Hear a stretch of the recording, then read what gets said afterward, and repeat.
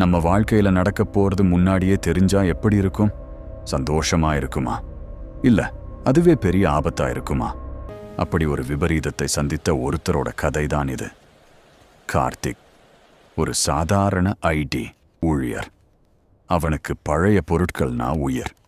ஒரு ஞாயிற்றுக்கிழமை பழைய பொருட்கள் விற்கிற சந்தையில ஆன்டிக் மார்க்கெட் ஒரு விசித்திரமான கேமராவை பார்க்கறான். அது ரொம்ப பழமையான போலராய்டு கேமரா. போட்டோ எடுத்த உடனே படம் பிரிண்ட் ஆகி வரும்ல, அந்த மாதிரி. கடையில் இருந்த பெரியவர் சொன்னாரு, தம்பி, இது சாதாரண கேமரா இல்ல, இது நிஜத்தை காட்டாது, நேரத்தை காட்டும் அப்படின்னு. கார்த்திக் அதை பெருசா எடுத்துக்காம அந்த கேமராவை வாங்கிட்டு வீட்டுக்கு வந்தான்.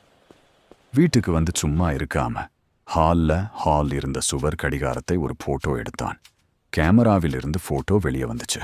அந்த போட்டோவை எடுத்து பார்த்த கார்த்திகிற்கு தூக்கி வாரி போட்டது. ஏன்னா அவன் போட்டோ எடுக்கும்போது மணி 10. ஆனா அந்த போட்டோவில் கடிகாரம் 10:15 காட்டுச்சு. என்னடா இது, கேமரா ரிப்பேரா அப்படின்னு யோசிச்சான். சரியா 15 நிமிஷம் கழிச்சு 10:15 மணிக்கு அந்த சுவர் கடிகாரம் ஆணி கழன்று கீழே விழுந்து உடைஞ்சது. கார்த்திகிற்கு பயம் பற்றி கொண்டது. அப்போ இந்த கேமரா 15 நிமிஷம் கழிச்சு நடக்க போறதை காட்டுதா? விளையாட்டா இருக்கட்டுமேன்னு தன் மனைவி பிரியாவை ஒரு போட்டோ எடுத்தான். போட்டோ வெளியே வந்துச்சு. அதை பார்த்த கார்த்திக் உறைஞ்சு போயிட்டான். அந்த போட்டோவில் பிரியா சமையலறையில கிச்சன் மயங்கி விழுந்து கிடக்கிற மாதிரி இருந்துச்சு. பின்னாடி கேஸ் ஸ்டவ் தீப்பிடிச்சு எரிஞ்சுக்கிட்டே இருந்துச்சு. கார்த்திக் கத்தினான், பிரியா, கிச்சனுக்கு போகாத. மணி இப்ப 11 மணி. போட்டோ காட்டின சம்பவம் நடக்க இன்னும் 15 நிமிஷம் இருக்கு. பிரியா பயந்து போய், எங்க என்னாச்சுன்னு கேட்டா. கார்த்திக் சொன்னான், வேண்டாம், நீ இங்கேயே இரு, நான் போய் கேஸ் சிலிண்டரை ஆஃப் பண்ணிட்டு வரேன்.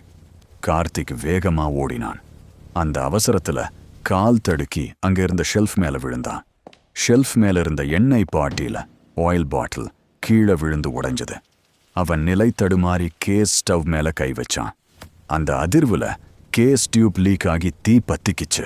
சத்தம் கேட்டு பிரியா கிச்சனுக்கு ஓடி வந்தா. தரையில இருந்த எண்ணெயில வழுக்கி விழுந்து தலையில அடிபட்டு மயக்கமானா. சரியா 11:15 கார்த்திக் கையில இருந்த அந்த போட்டோவில் என்ன காட்சி இருந்துச்சோ அது அப்படியே அவன் கண் முன்னாடி நடந்துச்சு.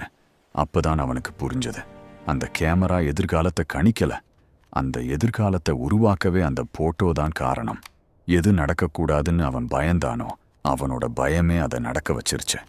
விதிங்கிறது நாம போற பாதை மட்டும் இல்ல, நாம அதை மாத்த நினைக்கிற முயற்சியும் விதியோட ஒரு பகுதிதான்.